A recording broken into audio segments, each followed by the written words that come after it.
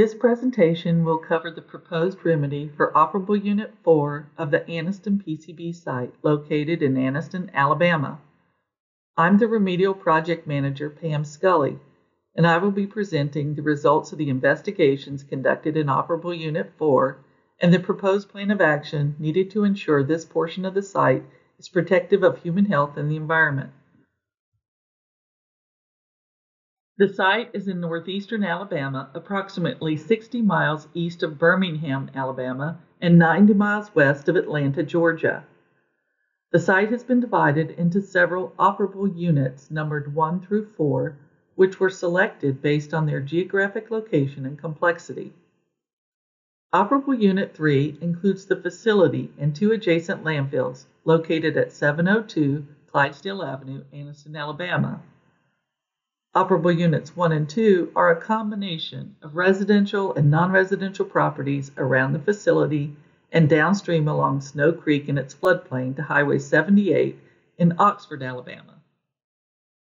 Operable Unit 4 is the subject of this proposed plan and includes Snow Creek and its floodplain downstream of Highway 78 to the confluence of Snow and Choccolocca Creeks, and Choccolocca Creek from the backwater area upstream of Snow Creek to the embayment of Lake Logan Martin on the Coosa River. This figure also shows the 320,000-acre watershed that drains into Choccolocca Creek. Before we dive into the proposed remedy for Operable Unit 4, I'd like to provide some context into the Superfund process. Superfund sites are discovered when the presence of hazardous waste is made known to EPA. Once a site is identified, all existing information is reviewed, and the site is inspected to determine its history and effects on the population and the environment. Information collected during the assessment phase is used to score the site according to the danger posed to human health and the environment. If a site has a high enough score and meets all other criteria, it will be placed on the National Priority List. Once on the list, the remedial investigation, or RI, begins. This involves gathering and analyzing numerous samples of soil, surface water, groundwater, and waste from locations throughout the site and near the site borders. The investigation also involves assessing risk posed by the site. Then, potential cleanup alternatives are analyzed in the feasibility study, or FS. This site is slightly different in that it is not on the National Priority List, but is being performed like a site on the National Priority List because the responsible parties have agreed to perform the work without listing. This site is called a Superfund Alternative Approach Site. After the cleanup alternatives are developed, the option considered best for the site is proposed to the community for evaluation and comment in a proposed plan. We have been at this stage for this particular site before. Back in 2011, a remedy was proposed for Operable Unit 3, the facility and 2 adjacent landfills. Then, in 2017, a remedy was proposed for Operable Unit 1 and 2, residential and non-residential exposures around the facility and along Snow Creek. Now, a remedy is being proposed for Operable Unit 4, the floodplains and waterways of Lower Snow Creek and Choccolocca Creek. A 30-day public comment period is typically provided when the proposed plan is released. Public comments can change the course of action for the site, so it is important to submit any comments you may have. The cleanup method that is ultimately selected for the site, along with the reasons for its selection, are set forth in the record of decision that will be created after public comments have been addressed. From there, the remedy will be designed and implemented during the remedial design, RD, and remedial action, RA. Upon completion of the remedial action, long-term monitoring and 5-year reviews are required if any waste is left in place. The primary source of PCB contamination in Anniston is a former PCB manufacturing facility. PCB production began at the facility in 1929 by Swan Chemical Company. Monsanto Company purchased the facility and the PCB production rights in 1935 and manufactured PCBs until 1971. PCBs are no longer produced, and the production equipment has been demolished and disposed of in one of the facility landfills. The facility is currently active under the name Solutia Inc., a wholly owned subsidiary of Eastman Chemical Company. PCB contamination primarily moved from the facility to Operable Unit 4 through the surface water pathway. PCB molecules attach to soil particles that get moved by rainfall or other water sources into surface water. When the surface water slows down, the soil particles settle out of the water and become sediment. Surface water from the facility discharges to the 11th Street Ditch in Anniston. The 11th Street Ditch discharges to Snow Creek, which ultimately discharges to Choccolocca Creek. Prior to the actions proposed in this plan for Operable Unit 4, several actions were taken to protect residents, recreation areas, and waterways from PCB contamination. The Alabama Department of Environmental Management, also known as ADEM, worked with the EPA PCB program to approve final actions for capping PCB contaminated soil at the Choccolocca Creek wastewater treatment plant and capping some PCB contaminated soil within embankments of the Highway 21 bridge over Choccolocca Creek. ADEM also approved 4 interim measures in Oxford Lake Park adjacent to Snow Creek that may be reviewed and finalized as part of this proposed remedy. Those interim measures, or IMs, were performed at the softball fields, the softball field parking lot, the tennis court complex, and the southwestern portion of the park where the Miracle Field is now in place. In order to help developers, utilities, and property owners while investigations were being performed, several infrastructure support projects were performed with EPA oversight, including lighting and drainage upgrades at the Oxford Lake softball complex, construction of the Miracle Field over an interim measure, treatment system upgrades to the Choccolocca Creek wastewater treatment plant, foundation improvements at a parcel owned by Prime Properties LLC, widening and bridge construction of I-20, parcel improvements for the former Holiday Inn property, and parcel improvements for the City of Oxford to construct a maintenance garage in Oxford Lake Park. Removal actions were also conducted on residential properties in Operable Unit 4. Most of the residential cleanup was performed in Operable Units 1 and 2, around the facility and along Snow Creek.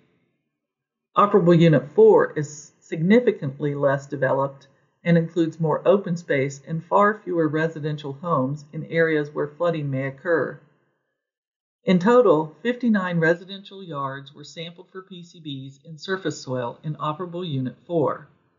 A total of 20 of the 59 properties sampled contained PCB concentrations at or above 1 milligram per kilogram in surface soil and were targeted for cleanup under the removal action.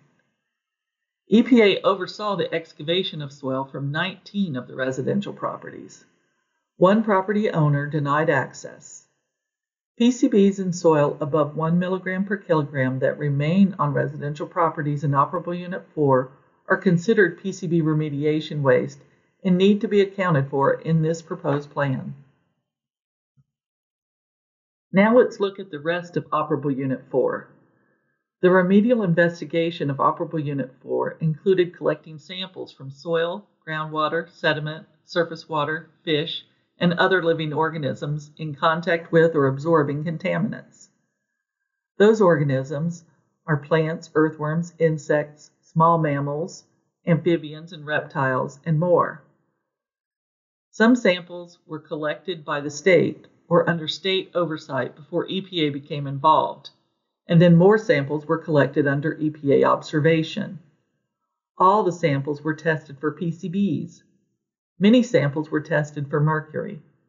A small portion of samples was tested for a long list of chemicals to make sure we were not missing another contaminant that might be present.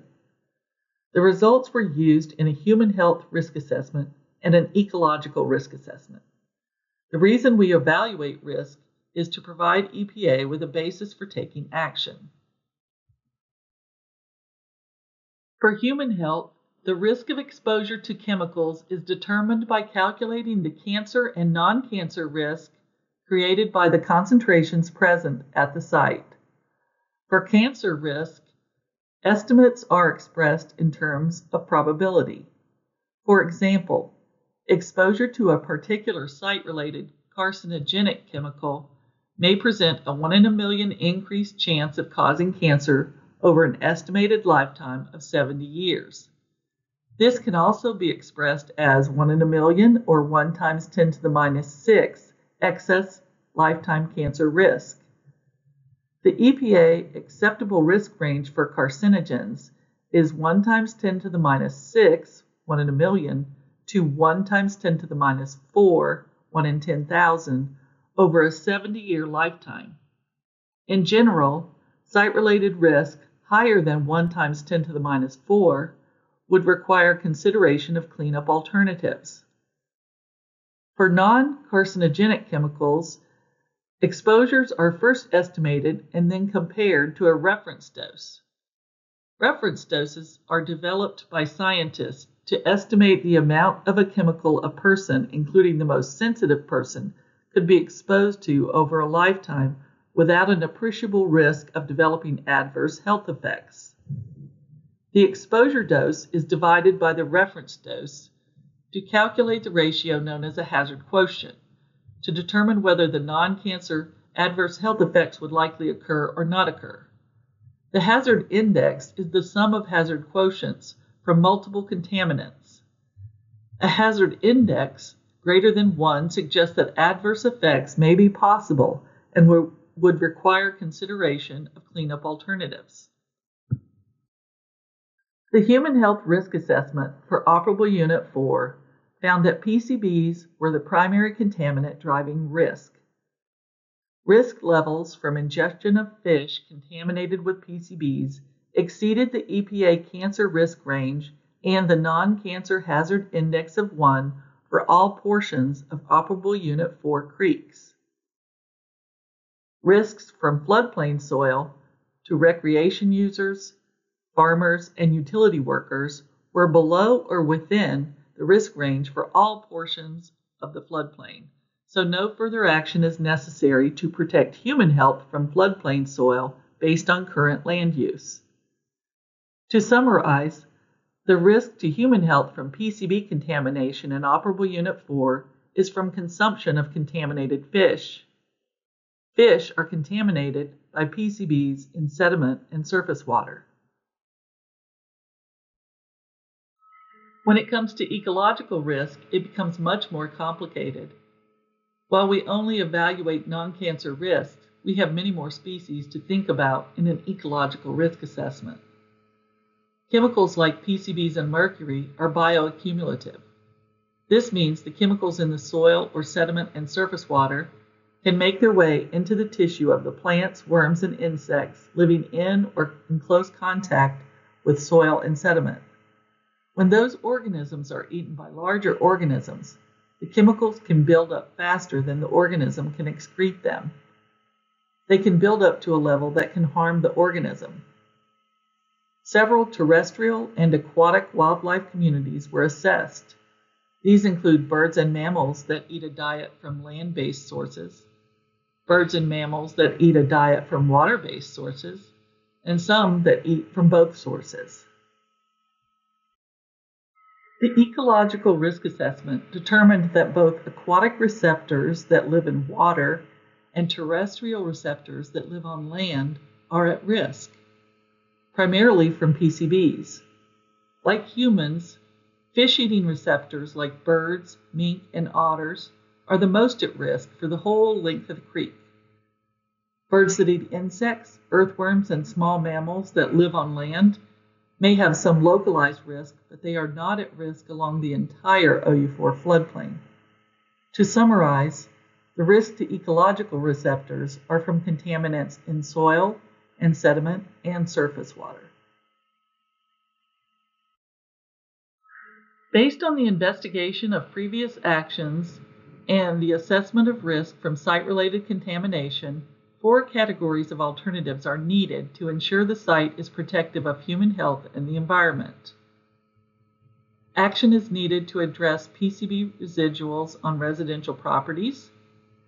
Action is needed to finalize interim measures taken in Oxford Lake Park. Action is needed to reduce risk to ecological receptors from PCBs in non-residential floodplain soil. And action is needed to reduce risk to human and ecological receptors from PCBs in creek banks and sediment. Before we talk about the alternatives, let's discuss how EPA evaluates the alternatives and decides which alternative to propose. The EPA is required to compare the alternatives using 9 evaluation criteria. The first 2 of the 9 criteria, overall protection of human health and the environment, and compliance with applicable or relevant and appropriate requirements, are threshold criteria. If an alternative does not meet these 2 criteria, it cannot be considered as a remedy. In other words, the alternative must provide the protection needed and must be in compliance with environmental laws. 5 of the criteria are balancing criteria, which includes the long-term effectiveness and permanence of the alternative, whether the alternative reduces the toxicity, mobility, or volume of contaminants through treatment, the short-term effectiveness of the alternative, whether it's easy or hard to implement the alternative, and whether the alternative is cost-effective. The EPA uses the balancing criteria to make trade-offs between the alternatives. The final 2 criteria are modifying criteria, state acceptance and community acceptance.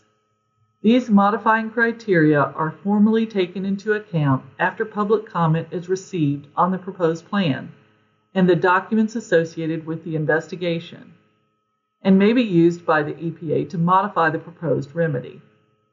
So now let's look at the alternatives. First up are the residential alternatives. If you will remember, most residential property in Operable Unit 4 were previously cleaned up with removal actions. However, PCBs remain above 1 milligram per kilogram on one property where the owner has denied access. PCBs in soil greater than or equal to 1 milligram per kilogram remain below 1 foot of clean soil on 5 residential properties. 14 structures were also located adjacent to areas where PCBs greater than 1 milligram per kilogram were removed. If the structure is removed, then sampling and possibly removal may be needed where the structure once stood to maintain the protectiveness of the remedy. One remedial action objective was established for residential alternatives to meet. RAO 1, reduce exposure to residents from direct contact with or incidental ingestion of PCBs in residential soil above levels that are protective or where unrestricted use is not achieved. The preliminary remedial goal for the one residential property that has not been cleaned up yet, or for any areas with residual PCBs that may be uncovered in the future, are less than 1 milligram per kilogram in surface soil, which is soil from 0 to 12 inches below ground surface, and less than 10 milligrams per kilogram in soil below 12 inches. This table shows a comparison of 3 residential alternatives that were evaluated in the feasibility study. There are 7 columns dedicated to the 2 threshold and 5 balancing criteria discussed previously. In this table, you can see that the alternatives range in value from 0 to $1.4 million. The first alternative is always the no-action alternative. The second alternative is to clean up the one remaining contaminated property when access is granted, and to manage the residual PCBs in subsurface soil and under structures by implementing a soil management plan. The third alternative is to clean up the one remaining contaminated property when access is granted, and to excavate the subsurface PCBs greater than 1 milligram per kilogram on 5 properties where they are accessible, while still managing the residual PCBs potentially under structures with a soil management plan. RS2 is being proposed as the preferred alternative. Alternative RS2 is similar to the alternative selected for residential properties in the Record of Decision for Operable Unit 1 and 2. Soil management of PCB residuals has been performed on an interim basis and has been effective in maintaining the residential remedy so far. Soil management would include periodic attempts to gain access where not granted, periodic notification that residual PCBs greater than 1 milligram per kilogram may be present in subsurface soil or beneath structures, and PCB sampling and cleanup when access is granted or for PCB contaminated soil below demolished structures such as buildings, sheds, or paved areas that currently limit exposure. The interim measures at Oxford Lake Park were not finalized by ADEM, so their effectiveness at protecting human health needed to be considered as part of this proposed plan. The interim measures at the softball fields parking lot, tennis court complex, and southwest portion of the park, with the infrastructure improvement of adding the Miracle Field, resulted in substantial capping and covers that make the interim measures effective at preventing current and future subsurface exposure to human health and the environment, if maintained. The effectiveness of the interim measures at the softball complex was evaluated in more detail to determine if improvement to the long-term effectiveness was needed. 216 soil samples were collected from 179 locations and tested for PCBs in the softball complex before clean soil covers were placed over the fields.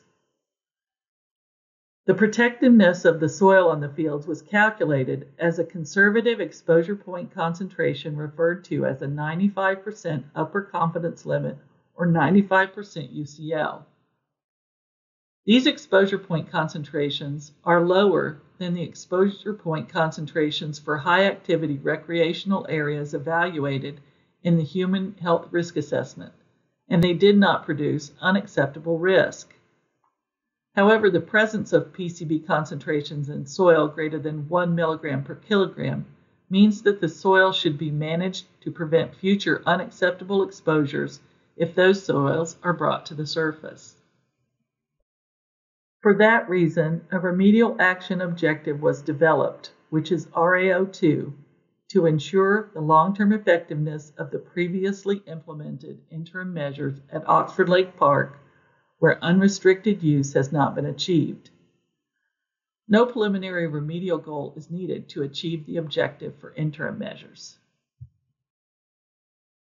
This table compares the threshold and balancing criteria discussed previously. Though the feasibility study included 5 alternatives, the interim measures, as constructed and maintained, are protective of human health and the environment. 3 of the remedial alternatives, IM3, IM4, and IM5, were identified in the feasibility study to improve soil covers on the softball fields. These alternatives were not brought forward into the proposed plan because the current interim measure covers are protective and further action under Superfund is not warranted. However, long-term maintenance of these covers is needed to ensure long-term protectiveness. Of the remaining alternatives, the first alternative is always the no-action alternative. The second alternative, IM2, is to conduct long-term monitoring and maintenance of the interim measures as well as implementation of a soil management plan. The preferred alternative is IM2. IM2, long-term monitoring, maintenance, and soil management, is the EPA's preferred alternative for interim measures. There are PCBs above 1 milligram per kilogram in the subsurface soil, so unauthorized digging should not be allowed.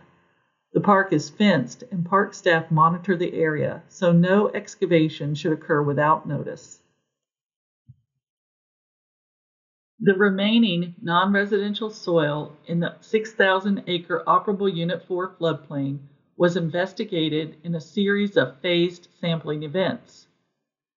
This figure shows that the land use in Operable Unit 4 is primarily agricultural, which is shown in yellow, and forested, which is shown in green. The PCB data for floodplain soil samples are plotted on this figure from the RI as a function of distance from Lake Logan Martin.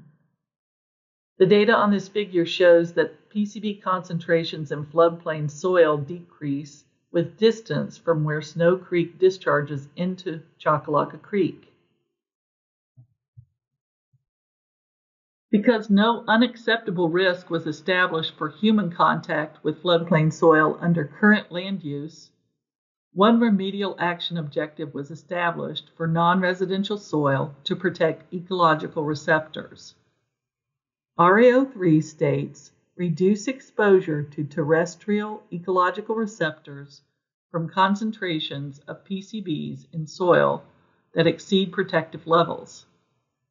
The protective level for PCB concentrations in soil from 0 to 6 inches below ground surface, which is primarily a risk to ecological receptors, was established at 6 milligrams per kilogram based on a risk management decision considering a range of protective levels from the ecological risk assessment. The mean exposure point concentrations are shown in this figure for the exposure units in floodplain soil. The top of this figure is the eastern portion of Choccolocca Creek, and the bottom of this figure is the western portion of Choccolocca Creek. This figure shows visually that the areas that exceed 6 milligrams per kilogram are generally in the upper eastern sections of Choccolocca Creek. Compliance with the surface soil goal will be measured through the 95% upper confidence limit of the surface weighted average concentrations in each 5-acre area for the protection of small mammals. Again, this table compares 7 criteria discussed previously. 5 remedial alternatives were developed in the feasibility study to protect ecological receptors from PCBs in floodplain soil. The soil most relevant to ecological risk is the 0 to 6 inches below ground surface. 3 of the remedial alternatives, NRS-3, NRS-4, and NRS-5, were identified in the FS to address subsurface PCB concentrations. Those alternatives were not brought forward into the proposed plan because the subsurface PCB concentrations did not pose unacceptable risk and action under Superfund is not warranted. NRS-2 is the preferred alternative. Soil from 0 to 6 inches below ground surface, which is primarily a risk to ecological receptors, will be excavated and backfilled with clean fill to reach the PCB goal of 6 milligrams per kilogram. PCB concentrations in soil below 6 inches are not removed in this alternative because there is no risk if not disturbed. A conservation corridor and deed restrictions will be used to control land use and prevent unapproved excavation in areas where PCB concentrations remain in subsurface soil.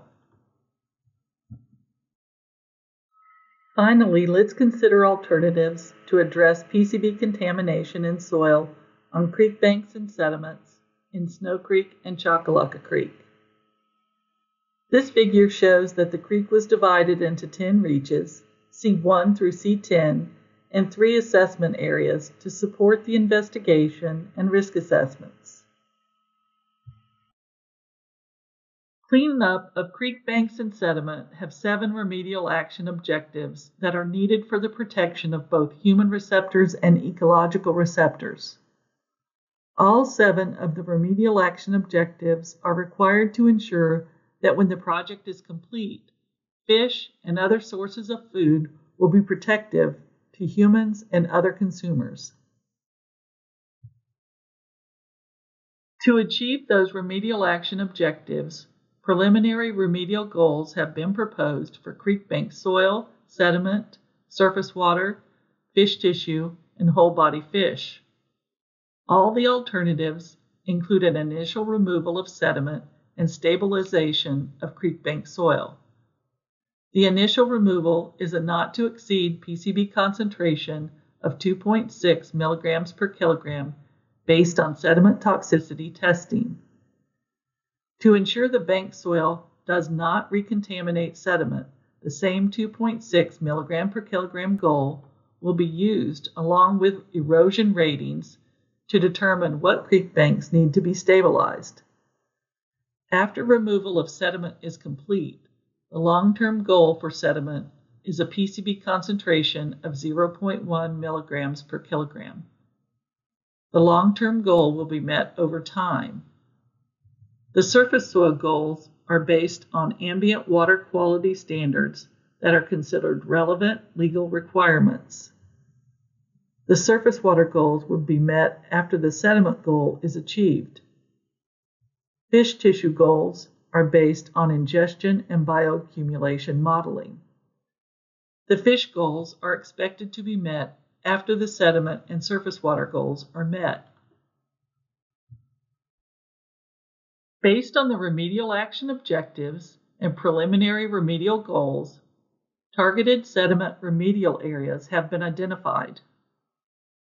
The largest area is shown on this figure and is outlined in orange.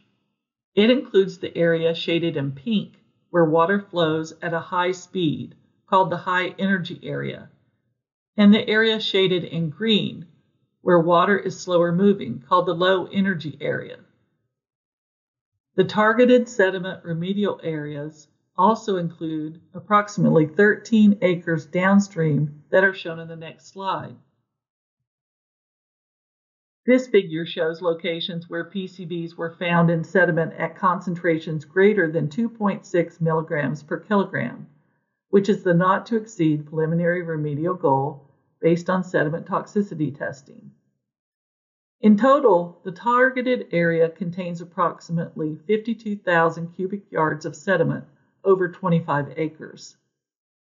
This footprint relies on natural mixing of clean sediment entering the waterways to reach the final cleanup goal. This process is called monitored natural recovery. The preliminary remedial goal for creek bank soil was established to keep PCB concentrations in soil on creek banks from recontaminating the sediment and contributing to downstream migration of PCBs and sediment to Lake Logan Martin. Each of the creek bank and sediment alternatives, except the no action alternative, includes source control measures to address creek bank areas that are contributing PCBs to Operable Unit 4 sediment. There are two approaches for creek bank soil source control included in this proposed plan. One approach targets 17,100 linear feet of creek banks with moderate and severe erosion. The second approach targets 39,800 linear feet of creek bank with minor, moderate, and severe erosion. The creek bank areas would be addressed through several actions depending on the physical characteristics of the area and findings from the engineering design process. The creek bank stabilization measures will likely include stabilization with shoreline hardening techniques such as riprap, bioengineering including root wads and plantings, reshaping or grading of creek banks that may include removing soil to increase the cross-sectional flow area, or combinations of these approaches. The design process will include evaluations of the land adjacent to the creek and the water flow, additional sampling, and input from local landowners. The conceptual approach to address creek banks along Snow Creek portion of Operable Unit 4 that are mostly characterized as having severe erosion is shown in the figures on the left. The conceptual approach to address creek banks along Chockalocka Creek with severe erosion is shown in the figures on the right. Most of the creek bank areas targeted for potential source control actions are characterized as having moderate or minor erosion and would be addressed using a range of available natural approaches. 7 alternatives were evaluated to address PCB contamination in creek bank soil and sediment. This table shows a rough comparison of what is included in each of the alternatives. The no action alternative is included as required. The second alternative includes creek bank stabilization of severe and moderate erosion areas, dredging and backfill in high energy areas, in-place sediment treatment in low energy areas, monitored natural recovery over 30 to 35 years, and off-site disposal of excavated soil and dredged sediment. The third alternative is the same as the second alternative, except it includes creek bank stabilization in minor bank erosion areas, which reduces the projected monitored natural recovery time to 20 to 30 years. The fourth alternative is the same as the second alternative, except it includes dredging and backfilling the low energy areas instead of in situ treatment. Sediment from the low energy area containing principal threat waste would be stabilized with cement. The fifth alternative includes creek bank stabilization of severe, moderate, and minor erosion areas, dredging and backfilling in high energy areas, capping in low energy areas, monitored natural recovery, and off-site disposal of excavated soil and dredged sediment. The sixth alternative includes creek bank stabilization of severe, moderate, and minor erosion areas, dredging and backfilling in high and low energy areas, monitored natural recovery, and off-site disposal of excavated soil and dredged sediment. The seventh alternative is the same as the sixth, except a small portion of the dredged sediment that is classified as principal threat waste on this project is shipped off-site for treatment. Again, this table, which is continued on the next page, has 7 columns for comparison of the threshold and balancing criteria discussed previously. All the alternatives, except the no action alternative, provide overall protection and should be able to meet regulatory environmental requirements, the 2 threshold criteria. As far as the balancing criteria, each of the sediment alternatives would have similar short-term risk and impacts to site workers and the community. Although sedimentation controls would be in place for all activities, work along the creek banks and sediment removal would unavoidably cause a short-term increase in suspended solids in the surface water column and an associated increase in contaminant concentrations in surface water and potentially fish tissue. Except for the capping remedy, alternative SED 5, treatment to reduce toxicity, mobility, or volume is included in the other active alternatives, including in-place treatment of sediment, stabilization of dredged sediment in low energy areas with cement, and off-site incineration of principal threat waste. Each of the active sediment alternatives would be effective and permanent. Each of the sediment alternatives would be implementable using commercially available and proven technologies. SED 2, SED 3, and SED 5 are more easily implemented than SED 4, SED 6, and SED 7. Alternatives range in value from SED 2 at $43.6 million to SED 7 at $54 million. Alternative SED 6 is the preferred alternative. Excavation of sediment in high and low energy areas of OU4 and stabilization of creek banks will help ensure that recontamination of sediment from an upstream source does not occur. Off-site treatment of PCB principal threat waste in SED 7 was not selected because the expense would not provide additional protection to the community, but might threaten other communities during extended transit. The preferred remedial alternatives for Operable Unit 4 include Alternative RS2, excavation of surface soil and subsurface soil and soil management on residential properties. IM2, long-term monitoring and maintenance and soil management of interim measures at Oxford Lake Park. NRS2, excavation to protect ecological receptors on floodplain soil, offsite disposal and soil management. SED6, creek bank soil source control for contaminated areas with minor, moderate, and severe erosion, dredging of sediment in high and low energy areas, offsite disposal of soil and sediment, long-term soil management, and monitored natural recovery of sediment, surface water, and fish. The total estimated cost of the remedy is $85.2 million.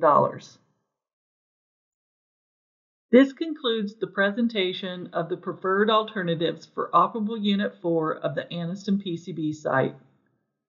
I hope you have a better understanding of the Superfund process and how the EPA intends to implement the proposed remedy for this operable unit. The public comment period will run from June 1st to July 30th. All comments can be submitted to me, Pam Scully, at scully.pam@epa.gov or mailed before July 30th to the U.S. EPA Region 4 office address provided here. The EPA's administrative record, which contains the detailed proposed plan and all documents, such as the remedial investigation and feasibility study, is available at the site's webpage listed here. The EPA will provide 2 opportunities to attend formal public meetings that are recorded for the official site record. Those meetings will be from 6 p.m. to 8 p.m. on Tuesday, June 18th at the Oxford Civic Center, and from 6 p.m. to 8 p.m. on Tuesday, July 23rd at the Oxford Civic Center. The EPA will also sponsor public availability sessions for community members to meet one-on-one with project team members to discuss concerns about the Operable Unit 4 preferred alternatives. Those availability sessions, or open houses, will be from 10 a.m. to 2 p.m. on Saturday, June 22nd at the Anniston Meeting Center, and from 10 a.m. to 2 p.m. on Saturday, July 20th at the Lincoln City Center. For any questions, feel free to reach out to either me, Pam Scully, or the Community Involvement Coordinator, Angela Miller, at the emails or phone numbers provided. After EPA has received comments and questions during the public comment period, EPA will summarize the comments and provide responses to all questions and comments and the responsiveness summary, which will be part of the record of decision. The record of decision will select the final remedial action and will provide the rationale for EPA's selection. The record of decision will be available for review online once complete.